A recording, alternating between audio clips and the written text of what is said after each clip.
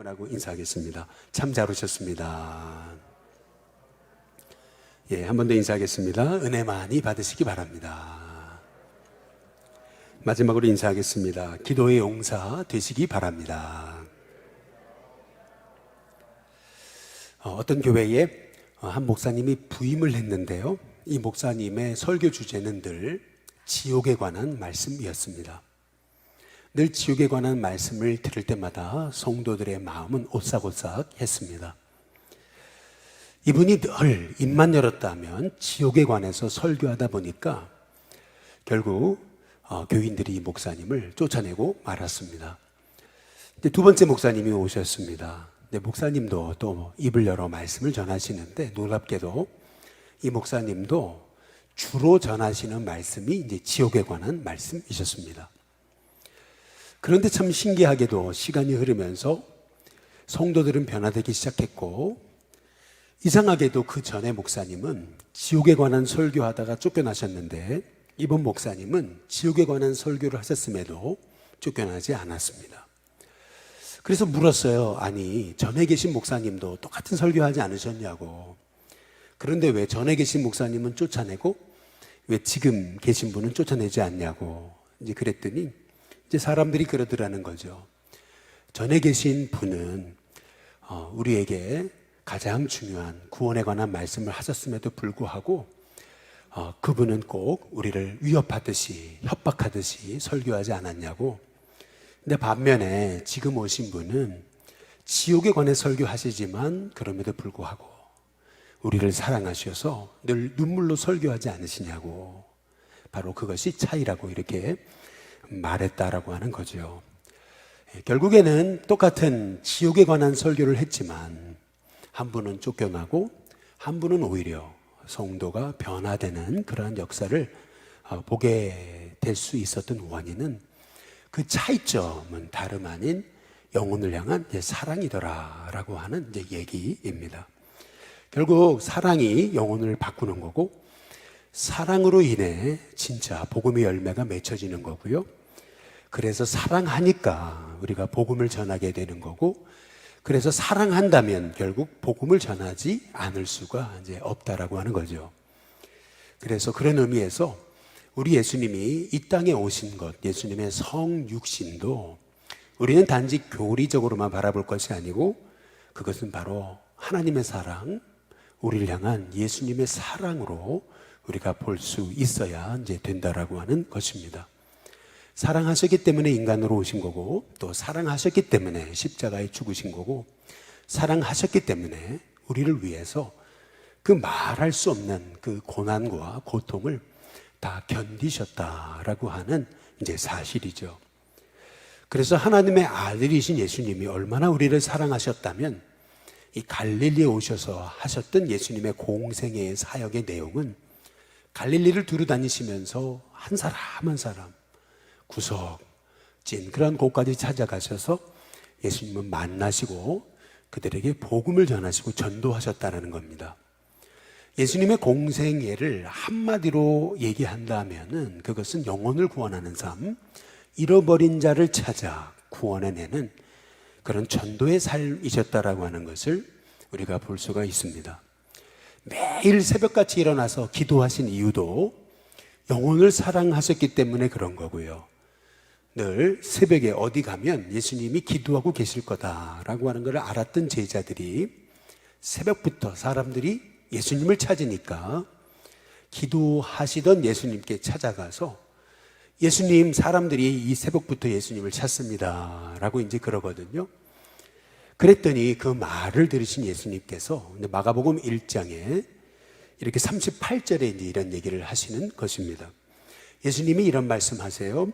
이르시되 우리가 다른 가까운 마을들로 가자. 거기서도 전도하리니 내가 이를 위하여 왔노라. 우리 예수님께서 이제 말씀하십니다.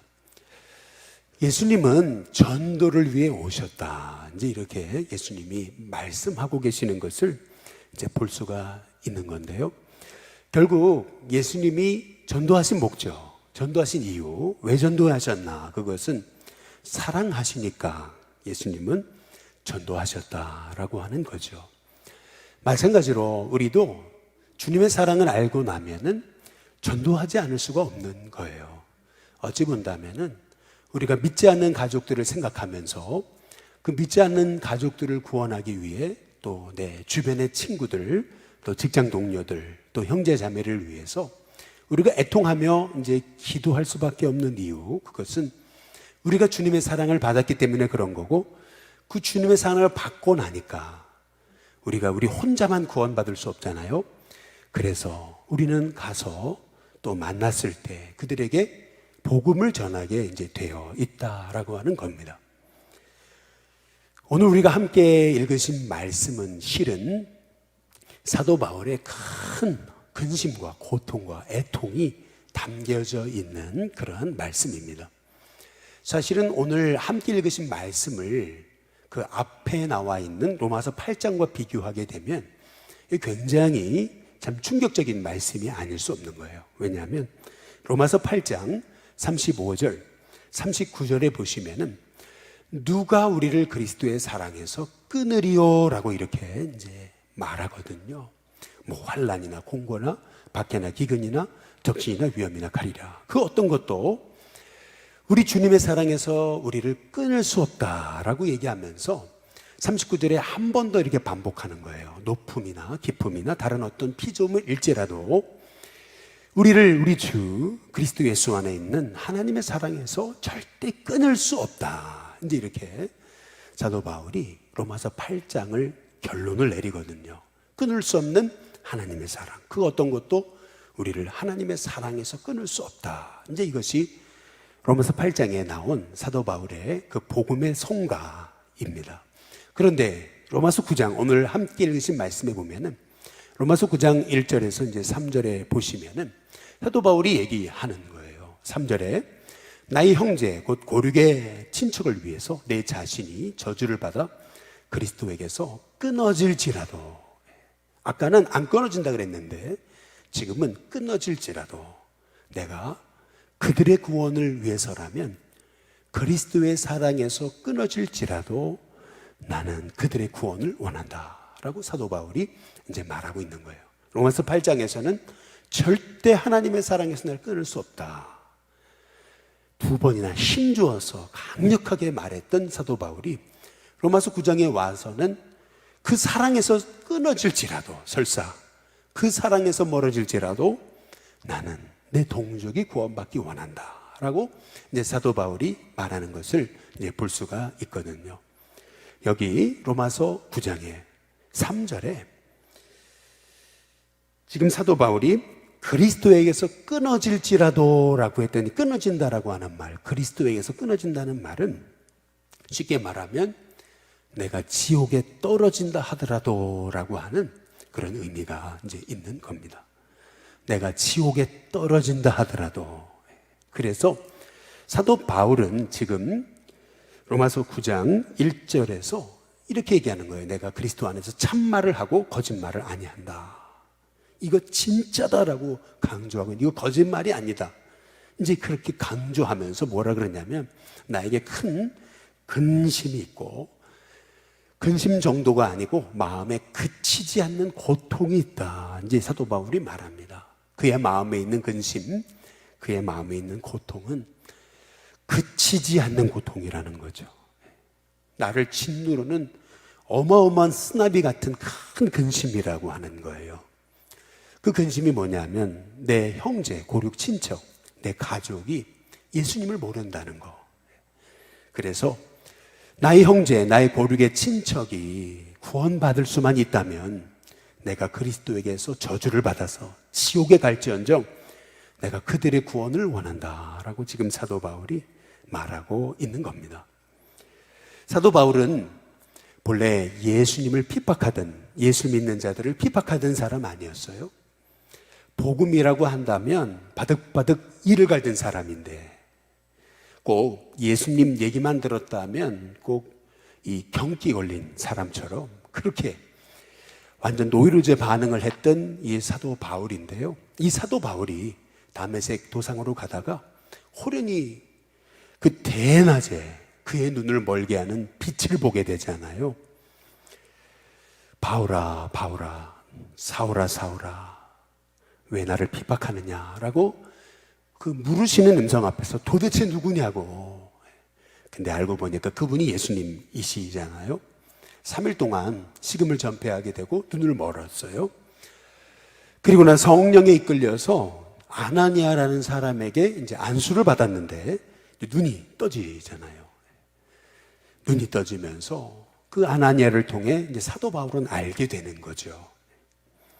자기의 의라는 것은 정말 소위 먼지에 100만 분의 1도 안 되는 그러한 정말 나는 죽어 마땅한 죄인이라고 하는 사실을 깨달으면서 자기가 붙잡았던 의, 그것은 정말 아무것도 아님을, 이 땅에 구원이 필요 없는 사람은 한 사람도 없음을 이제 사도 바울이 깨닫고요. 뭐 가난한 자나 부한 자나 지혜 있는 자나 지혜 없는 자나 야만이나 헬라인이나 할 것 없이 다 구원이 필요하다는 것을 이제 사도 바울이 이제 알게 됐던 거거든요. 구원의 비밀을 알고 십자가의 은혜를 알고 예수님을 만나고 나니까요, 이게 사도 바울의 심령에서요, 이제 불붙는 마음이 이제 생겨지게 됐던 거예요. 사람이 은혜 받으니까요, 그가 가는 자리마다 막 영혼이 구원받고 복음 전할 때마다 막 교회가 세워지고, 그를 통해서 얼마나 많은 사람들이 주께로 돌아왔습니까? 근데 문제는 이거예요. 그렇게 수많은 이방인들이 예수님 앞에 돌아오는데 정작 그들의 가족, 친척, 형제, 유대인들은 예수님을 정말 엄청나게 부인하고 거부했다라고 하는 거죠. 쉽게 말하면 이런 겁니다. 어떤 분이 은혜 받았어요. 은혜 받고 나니까요, 입만 열면 복음을 전하는 거예요. 복음 전했더니 막 주변에 막 그 직장 동료들, 친구들이 다 구원을 받아요. 한 사람 한 사람씩 만나는 사람에게마다 복음을 전했더니 다 예수님 앞에 돌아오거든요. 근데 문제가 있어요. 정작 내 주변 사람들은 다 구원을 받는데 내 부모님, 또 내 아내, 그리고 내 자식들은 믿지를 않는 거예요. 그러니까 이게 얼마나 이게 가슴 아픈 일입니까? 내가 복음을 전하면 복음을 듣는 사람마다 다 예수님 앞에 돌아오는데 정작 내가 사랑하는 가족, 부모님, 또 배우자, 또 자식들은 예수님 앞에 돌아오지 않아요. 이게 얼마나 안타까운 것이냐는 거죠. 어떤 사람이 좀 돈이 많았어요. 그래서 주변에 어려운 아이들한테 장학금을 이렇게 줬어요. 이 아이들은 뭐 생명부지의 사람이 장학금을 주니까 얼마나 고마워요. 그래서 그 은혜에 감사해서 하루 두 끼 먹으면서, 그러면서 정말 머리를 싸매고 공부해가지고 좋은 대학에 가가지고 크게 성공을 했거든요. 남의 자식은 그렇게 장학금 주고 했더니 공부 열심히 해가지고 그렇게 뜻을 이루는데, 내 자식은 말이에요, 과외도 시키고 학원도 보내고 그렇게 뒷바라지를 했는데도 내 자식은 공부에 관심이 없어요. 참 그럴 때 이게 참 그 마음에 큰 근심이 있는 거 당연한 거 아니겠어요? 그치지 않는 고통이 있는 것은 당연한 거 아니겠습니까? 다른 사람은 다 구원하는데 정작 내 형제, 내 부모님, 내 자식들은 구원하지를 못해요. 그러니까 사도 바울이 지금 내가 참말을 하고 거짓말을 아니하는데 내게 진짜 고통이 있다, 이제 이렇게 얘기하는 거예요. 로마서 1장에서부터 8장까지는 그 놀라운 하나님의 구원, 모든 사람에게 미치는 그 십자가의 구원, 복음에 대해서 전하다가 말이죠, 마지막에 그 하나님의 사랑에서 우리를 끊을 수 없다라고 외쳤던 사도 바울이 갑자기 로마서 9장에 와서 그의 어조가 확 바뀌는 거예요. 그렇게 그 어떤 환난, 기근, 적신, 위험, 칼조차도 우리를 향한 그 하나님의 사랑에서 끊을 수 없다라고 그랬다가 로마서 9장에 딱 넘어오더니 내가 거짓말이 아닌데 내게 말할 수 없는 고통이 있다, 이제 그러면서 내 자신이 그리스도에게서 끊어질지라도 내 고륙, 친척, 형제가 구원받았으면 좋겠다, 사도 바울이 지금 그렇게 말하고 있는 거죠. 어찌 본다면은요, 이 사도 바울의 이 심정은요, 저와 여러분의 심정일지 모르겠어요. 저도 가끔 이제 그래요. 예. 뭐 저도 이제 교단에서 이제 목회하고 또 뭐 지방에서 또 목회자로서 목회하고 뭐 이러다 보니까 이제 이렇게 사람들이 불러내잖아요. 목요일 날 뭐 모임이 있고 금요일 날 모임이 있고, 그래서 자꾸 오라고 하는 데가 굉장히 많아요. 그러면 제가 그러죠. 목요전도 있고 금요전도 있어 제가 못 간다고. 참 거절하기는 게 굉장히 어려워요, 사실은. 그런데 이제 다들 그러는 거죠. 아니, 다들 그냥 그렇게 하지 않아도 다 잘하는데 뭘 이렇게 그냥 유별나게 그러느냐고 이제 그러는 때가 종종 있어요. 이제 그러면은요, 저 자신도 이제 그런 얘기를 자꾸 들으면 그런 생각이 들잖아요. 내가 유별난 건가? 다른 사람들은 뭐 그렇게 전도하지 않고도 다 목회 잘하는 것 같은데, 이제 이런 이제 마음에 그런, 참 이게 내가 잘하고 있는 건가, 그런 거 있잖아요. 이상하죠. 다른 사람들은 그냥 영혼에 대한 애통함이 없어요. 그냥 교회도 잘 나오는 것 같고 뭐 전도 안 하는 것 같고 그렇게 뭐 영혼 구원을 왜 그렇게 눈물 흘리는 것 같지 않아요. 그런데 나는 아니거든요. 나는 믿지 않는 식구들을 바라보면은 너무나 마음이 힘들고, 또 믿지 않는 영혼들을 바라보면은 내 마음이 그 영혼을 향해서 불붙는 마음이 가득한 거예요. 그런데 말이죠, 여러분, 이거는요, 사실은요, 이게 사도 바울의 마음이고 사실은요 모세의 마음인 거예요. 이 사도 바울과 같은 그런 불붙는 심정을 가졌던 사람이 사실 모세거든요. 하나님 이스라엘 백성을 출애굽시켰어요. 그래서 그들을 광야로 이끄셨거든요. 그 광야에서 굶주리지 않게 하시려고 만나로 먹이시고, 또 낮에는 그들이 그 뜨거운 해에서 그들은 타지 않고 목마르지 않도록 하나님이 탁 구름 기둥, 또 밤에는 불 기둥, 또 반석에서는 물을 나게 하시고, 또 만나만 먹은 것이 질린다 그러니까 또 메추라기를 먹여주시고, 우리 하나님은 때마다 그들에게 먹이셨거든요. 그런데 모세가 시내산에 올라갔던 그 40일 동안 그들의 마음이 변절해가지고요, 모세는 어디 갔나 이제 그러기 시작하면서 그들은 아론을 부추겨가지고 이 아론을 통해서 금송아지를 만들게 해서 그 금송아지에게 절하면서 그들이 이 금송아지가 우리를 애굽에서 건져내신 하나님이다 이제 그러잖아요. 결국 하나님이 이스라엘 향해서 진노하시는 거예요. 하나님의 진노가 시작되니까 수많은 사람이 죽어가 나가는 거죠. 근데 그때 모세가 뭐라 그럽니까? 우리 출애굽기 32장에 보시면은 31절, 32절에 이렇게 얘기해요. 모세가 여호와께로 다시 나아갑니다. 그러면서 주님 슬픕니다 라고 그렇게 얘기해요. 애통하는 마음이 가득해요. 이 백성이 자기들을 위해 금신을 만들어 싸우니 큰 죄를 범하였습니다. 이들이 범죄했습니다. 이제 그러고 나서 모세가 뭐라 그러냐면 32절에 그러나 이제 그들의 죄를 용서해 주시옵소서, 저들의 죄를 용서해 주옵소서 라고 그러잖아요. 근데 그 다음이 이 모세의 마음을 알 수 있는 거예요. 그렇지 아니하오면, 만약에 저들을 구원하시지 않는다면 원하건대 주께서 기록하신 책에서 내 이름을 지워버려 주옵소서. 내 이름이 지워진다 하더라도, 생명책에서 내 이름이 지워진다 하더라도 주님 저들만은 구원해 달라고, 내 생명과 맞바꿔 달라고, 차라리 나를 지옥에 보내달라고 하나님 앞에 이제 그렇게 기도하고 있는 거예요. 근데 실은요, 이 모세의 마음이 예수님의 마음입니다. 예수님은 이제 종료주일날 예루살렘에 입성하시잖아요. 예루살렘에 입성하시고서 예수님이 그 입성하시면서 그 예루살렘을 쳐다보시면서 예수님이 어떤 모습을 보이셨냐면, 누가복음 19장에 보시면은 41절에 가까이 오사 성을 보시고 우셨다 이렇게 얘기합니다. 우실 필요가 없던 분이 우셨어요. 어찌 보면 예수님은 죽어가는 영혼을 향해서 애통하는 마음을 가지신 진짜 울보셨던 거죠. 그 예루살렘을 보시면서 예수님은 우셔요. 울 필요가 없으신 분이에요. 그런데 우세요. 왜요? 그들을 사랑하셨으니까.